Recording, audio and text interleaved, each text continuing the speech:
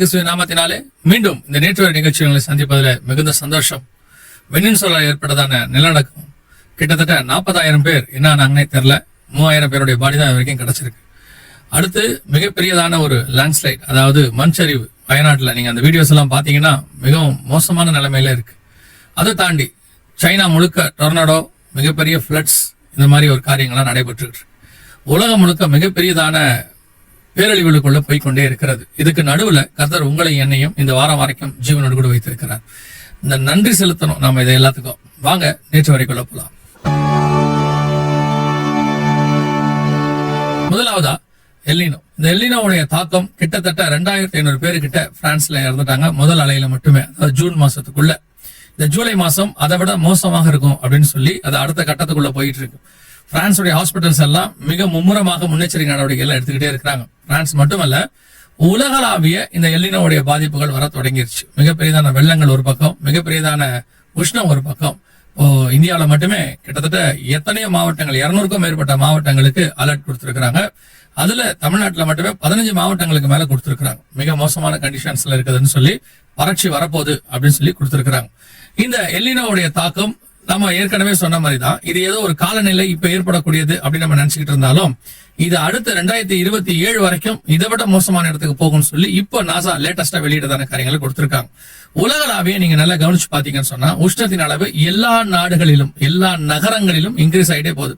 40, 45, 50 எல்லாம் போக ஆரம்பிச்சிருச்சு. இது இப்ப கொடுத்த ரிப்போர்ட். இது எதை நமக்கு குறிக்குது அப்படிங்கறத நம்ம நல்லா புரிஞ்சுக்கணும். கொஞ்சம் கொஞ்சமாக பூமியானது அழிவு, அதாவது உஷ்ணத்துக்கு நேரா போயிட்டே இருக்குது. குளோபல் வார்மிங் நம்ம சாதாரணமா ஒரு வேர்ட்ல சொல்லிட்டோம். 2015 அவங்க சொன்னதை, பிரான்ஸ் பாரிஸ் மீட்ல சொன்னதை யாரும் கேட்கல. அதுக்கப்புறம் எல்லாரும் அவங்களுடைய வேலைகளை பார்க்க ஆரம்பிச்சாங்க. இப்போ அடுத்த 10 வருஷத்துக்குள்ள மிக மோசமான இடம் வேற எங்கேயுமே இல்ல. வேதம் சொன்னதுதான். 2 பேரின் புஸ்தகம் 3ஆம் அதிகாரம் 10, 12 இந்த 2 வசனத்துல ஆண்டவர் சொல்வார், கர்த்தருடைய நாள் இரவிலே திருடன் வருகிற விதமாய் வரும். அப்பொழுது வானங்கள் வெந்து அழிந்து, பூதங்கள் எரிந்து உருகி போகும், பூமியும் அதுள்ள கிரியைகளும் எரிந்து அழிந்து போகும். 12ஆம் வசனம் சொல்லுது, தேவனுடைய நாள் சீக்கிரமாய் வரும்படிக்கு அவருடைய காத்திருங்கள். அப்பொழுது வானங்கள் வெந்து அழிந்து, பூதங்கள் எரிந்து உருகி போகும், நீதி வாசம் செய்யும் புதிய வானமும் புதிய பூமியும் உண்டாயிருக்கும். அப்ப நம்ம எங்க போயிட்டு இருக்கிறோம்ன்றது இந்த வசனத்தை வச்சு புரியும்.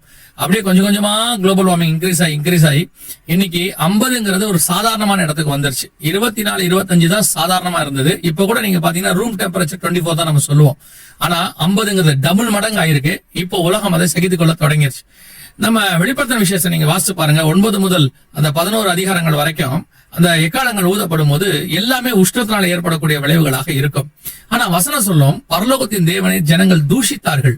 இந்த உஷ்ணம் ஏற்பட, கொப்பளங்கள் ஏற்பட அதுக்கப்புறம் கலசங்கள் கொட்டப்படும் 16ஆம் அதிகாரத்தில். அப்போ நீங்க பாத்தீங்கன்னு சொன்னா மிக மோசமான இது எல்லாமே பாத்தீங்கன்னா இந்த சூட்னால உண்டாகக்கூடியதா இருக்கும். 8ஆம் அதிகாரத்துல இருந்து 16ஆம் அதிகாரம் வரைக்கும் வெளிப்படுத்தின விசேஷம் வாசிச்சீங்கன்னா எல்லாமே சூட்னால ஏற்படக்கூடியதான அழிவுகளாக இருக்கும்.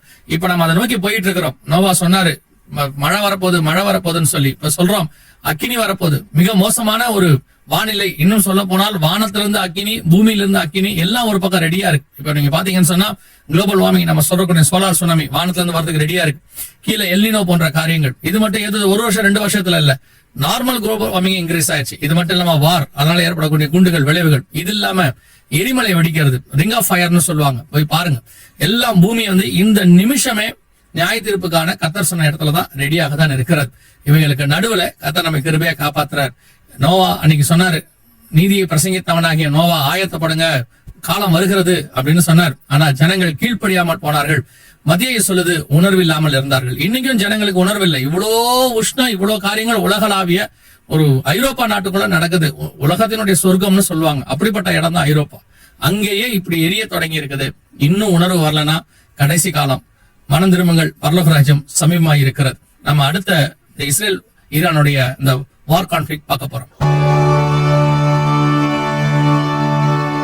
இது இஸ்ரேலுக்கும் ஈரானுக்குமான இந்த காரியம் எல்லாம் முடிவுக்கு வர மாதிரி ட்ரம்ப் அனௌன்ஸ் பண்ணார். ஆனா பாத்தீங்கன்னா இப்போ ஸ்டேட் ஆஃப் ஹார்மஸ்ல ஈரான் கப்பல்கள் அடிக்க திருப்பி ஈரானுடையதான மிக மோசமான தாக்குதலை அமெரிக்கா நடத்திடுச்சு. இன்னைக்கு இந்த நேற்று வரை எடுத்துக்கிட்டு இருக்கும்போது நடத்திட்டாங்க. சோ மீண்டுமாக மிக மோசமான இடத்திற்கு மத்திய கிழக்கு நாடுகள் போய்கொண்டே இருக்கிறது. ஒருத்தருடைய அறிக்கையை நான் படிச்சேன். அப்ப அவர் சொன்னாரு, இது ஏதோ இந்த யுத்தங்கள் எல்லாம் இப்ப முடியுது, அப்படி இப்படி வருது போறதெல்லாம் கிடையவே கிடையாது. 2028 வரைக்கும் இந்த யுத்தம் இருக்கும் அப்படிங்கிற மாதிரி அவர் பேசியிருந்தார். இது ஏற்கனவே நம்ம எதிர்பார்த்தது, நாமளும் சொல்லிதான் இருந்தோம். இப்போ அது மிக மோசமான இடத்திற்கு இந்த யுத்தம் போய்கொண்டே இருக்கு. இதுக்கு நடுவுல ரஷ்யா உக்ரைன் யுத்தத்தை போய் பாருங்க. உக்ரைன் மிக மோசமான ஒரு ரிஃபைனரி தாக்குதல ரஷ்யா கூட நடத்தியிருக்கு. டீப்பஸ்ட் பிளேஸ் இந்த ரஷ்யான்னு சொல்லுவாங்க, மாஸ்க்னு ஒரு இடத்துல மிக மோசமாக நடத்தி இருக்கிறாங்க. இதுக்கு நிச்சயமா ரஷ்யா ஒரு மிகப்பெரிய பின்விளைவை ஏற்படுத்தும். அப்போ உக்ரைன் அடிக்க தொடங்கினா நாட்டோ நாடுகள் அல்லது ஐரோப்பியன் யூனியன் நாடுகள் இதற்கு உறுதுணையாக உக்ரைனுக்கு வருவாங்க. இதுவும் அடுத்த தேர்ட் வேர்ல்டுக்கான ஒரு எக்ஸ்பெக்டேஷனுக்குள்ள நம்ம ஏற்கனவே சொன்னோம், தேர்ட் வேர்ல்டு வார்க்குள்ள தான் இருக்கும் அப்படின்னு. அதான் இப்ப நடந்திருக்கு. இயேசு சொன்ன யுத்தங்களின் செய்திகளை கேள்விப்படுவீர்கள் என்பது மிக துல்லியமாக, மிக விகாரமாக தோன்றிருக்கு. இப்ப அடுத்த கட்டம் மிக மோசமான தாக்குதல்களாக போய்கொண்டே இருக்கிறது. இது இரண்டாவது மிக முக்கியமாக நாம் பார்க்கிறோம். இதுல இஸ்ரேல் பாத்தீங்கன்னா லெபனான மிக மோசமான ஒரு தாக்குதல் நடத்தி இருக்கிறாங்க. கிட்டத்தட்ட 6 லட்சம் பேர் வீடு இல்லாமல் இருக்கிறாங்க அப்படின்னு சொல்லப்பட்டிருக்கிறது. இது எல்லாத்துக்கும் நடுவில் நீங்க நல்லா கவனிச்சு பாருங்க. இஸ்ரேல் தான் இதனுடைய மையப்பகுதி. இஸ்ரேலுடைய வெறுப்பு ஏற்கனவே இருக்கு அப்படின்னு அவங்க சொல்லிட்டே இருந்தோம். இந்த யுத்தம் அதிகரிக்க இஸ்ரேல் எதிர்ப்பு அதிகமாகிட்டே போகுது. நீங்க நல்லா கவனிச்சு பாருங்க. துருக்கியினுடைய ஃபாரின் மினிஸ்டர் சொல்லியிருக்கிறார். என்ன சொல்லியிருக்காருன்னா, இவங்க தான் பூமிக்கு பாரம், இவங்க தான் ரொம்ப கஷ்டம், இவங்க நீங்க ரிமூவ் பண்ணிட்டீங்கன்னா மனித சமுதாயம் நல்லா இருக்கும். இது எங்க போகுதுன்னா ஆன்டி கிரைஸ்டோட கவர்மெண்ட்டுக்கு முன்னாடி இஸ்ரேலுங்கிற நாடை வைப்பட் பண்ணணும்னு சொல்லுவாங்கல்ல, அந்த இடத்துக்கு இது போயிட்டே இருக்கு. இந்த இஸ்ரேல் எதிர்ப்பு உலகளாவிய ஏற்படுத்திக் கொண்டே இருக்கிறது. எல்லா நாடுகளிலும் இருக்கு. சமீபத்துல கூட அமெரிக்கால ஒரு ஆய்வு நடத்துறாங்க. அதுல இஸ்ரேல் பாலஸ்தீன மேல நடத்தின பேரழிவு, அந்த ஜனங்களை தாக்குனத ஜெனோசைட்னு சொல்லுவாங்க. அத பார்க்கும்போது அவங்க சொன்னது என்னன்னு கேட்டீங்கன்னா, அமெரிக்கர்கள்ல 10ல் 3 பேர் சொல்றாங்க அது ஜெனோசைட் தான் அப்படின்னு அவங்க சொல்றாங்க. இது எதை உங்களுக்கு காட்டுது அப்படின்னு கேட்டீங்கன்னா, ஒருபுறம் இஸ்ரேல் மிக மோசமான ஒரு எதிர்ப்பை உலகளாவே சந்திக்க ஆரம்பிச்சிருக்குது. ஒரு யுத்தம் ஒன்று வரும்போது நிச்சயமாக இஸ்ரேலுக்கு ஆதரவான நாடுகள் இருக்கும். இந்தோனேஷியா போயிருக்கும் பொழுது இந்தியா கூட என்ன பண்ணிருக்காங்கன்னா 2 ஸ்டேட் சொல்யூஷனுக்கு ஆதரவு தெரிவிச்சிருக்காங்க. அது வந்து இஸ்ரேலுக்கு எதிரானதான ஒரு கருத்துன்னு வச்சுக்கோங்களேன். ஆனா இஸ்ரேலிய பிரதமர் சொல்றாரு, உலகத்திலே எங்களுக்கு பெஸ்ட் ஃப்ரெண்ட் யாருன்னா இந்தியா அப்படின்னு அவர் சொல்றாரு. சோ இப்ப இதெல்லாமே பாத்தீங்கன்னா ஒரு விதமான கான்ட்ரவர்சி, ஒரு விதமான எதிர்ப்பு இப்படி போய்கொண்டே இருக்கிறது. யுத்தங்களின் செய்திகளுடைய மிக முக்கியமான காலகட்டத்துக்குள் நாம் கடந்து வந்திருக்கிறோம். இன்னொரு மிக முக்கியமான விஷயத்தை நாம் பார்க்க போகிறோம். பார்த்துட்டு இந்த நேற்று வரையை முடிக்கலாம். இது என்ன அப்படின்னு சொல்லி கேட்டீங்கன்னு சொன்னா, இஸ்ரேல் ஒரு மிக முக்கியமான லா ஒன்னு பாஸ் பண்ணிருக்கு.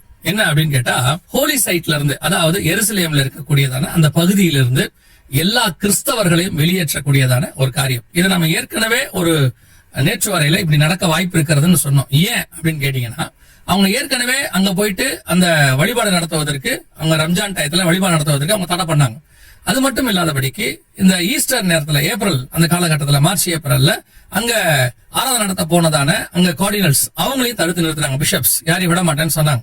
அவங்க இப்ப என்ன ஒன்னு உருவாக்கிட்டு இருக்காங்க அப்படின்னு சொல்லி கேட்டீங்கன்னு சொன்னா, அது ஹோலி சைட்னு அவங்க சொல்லி வர்றாங்க. அதாவது பரிசுத்தமான இடம், அவங்களுடையதான ஆராதனைக்குரிய இடமாக அந்த 3வது தேவாலயம் கொண்டு வராங்க. அதான் ஆக்சுவலா இருந்து இந்த 3வது தேவாலயத்தை கொண்டு வரும்போது அந்த இடத்துல மத்த மதக்காரங்க யாரையுமே உள்ள வர மாட்டாங்க. குறிப்பாக கிறிஸ்தவர்களையும் மத்த மதக்காரர்களை இப்ப அப்புறப்படுத்த தொடங்கி இருக்கிறாங்க. நீங்க எல்லாருக்கும் தெரியும், இப்போ இஸ்ரேலிய பிரதமர் கூட பேசும்போது என்ன சொன்னார்னா, ட்ரெமெண்டஸான ஆதரவு எங்களுக்கு இந்தியாவில இருந்து இருக்கு அப்படின்னாரு. அவர் பொலிட்டிக்கலி சொன்னாரான்னு தெரியல, இல்ல ரிலிஜியஸா சொன்னாரான்னு எனக்கு தெரியல. ஆனா அவர் சொல்லும் போது ட்ரெமெண்டஸான எங்களுக்கு வந்து ஒரு மிக எதிர்பார்க்க முடியாத ஒரு ஆதரவு எங்களுக்கு இந்தியாவில இருந்து இருக்கு அப்படிங்கிறது. இந்தியாவில் இருக்கிற ஆதரவு மட்டும் இல்ல, உலகத்துல இருக்கிற எல்லா ஆதரவுகளுடைய பின்புலம் என்ன அப்படின்னு போய் பாத்தீங்கன்னு சொன்னா, இஸ்ரவேலை தனிப்பட்ட முறையில யாராலையும் நேசிக்க முடியாது. இப்பவும் சொல்றேன், இயேசு கிறிஸ்துன்னு ஒருத்தர் இல்லாவிட்டால் இஸ்ரவேலுக்கான ஆதரவு யாருமே தரமாட்டாங்க. இயேசு கிறிஸ்து தான் இஸ்ரவேலுக்கான ஆதரவினுடைய மைய புள்ளி.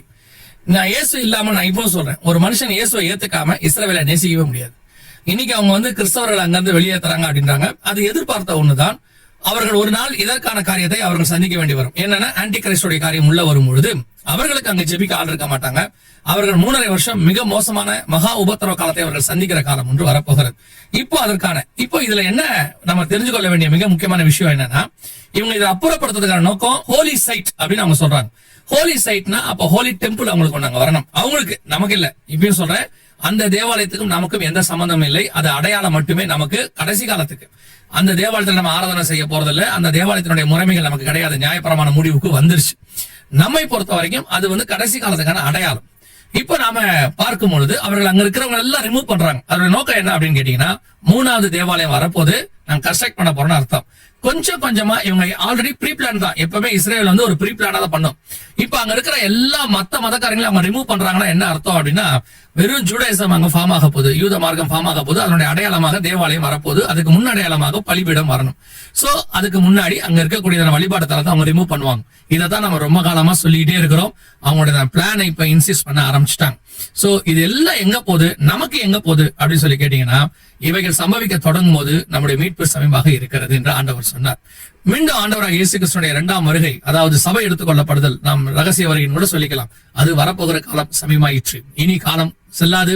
உலகத்தின் நடப்புகளும் இஸ்ரேலில் நடக்கிற காரியங்கள் எல்லாம் நமக்கு ஒன்றைதான் சொல்லுகிறது. ஆண்டவர் வாசப்படியில் என்று கதவை தட்டுகிறார். ஒவ்வொரு நாளும் ஆயத்தப்படுங்க. நீங்க பாக்குற வேலையை பாருங்க, ஆனா ஆயத்தப்படுறதே ஆயத்தம் பண்ணிக்கொண்டே இருங்க. நீதியை பிரசங்கித்தவன நோவா ஒரு பக்கம் பேழையும் அவர் ஆயத்தம் பண்ணினார், இன்னொரு பக்கம் சொல்லுது தன் குடும்பத்தையும் ஆயத்தம் பண்ணினார். இது எல்லாமே நீங்க செய்யுங்க. காலம் மிக சமீபம். கர்த்தருக்கு சித்தமானால், வருகை தாமதிக்குமானால், இன்னொரு நேற்று வரை வழியாக உங்களை சந்திக்கிறோம். God bless you.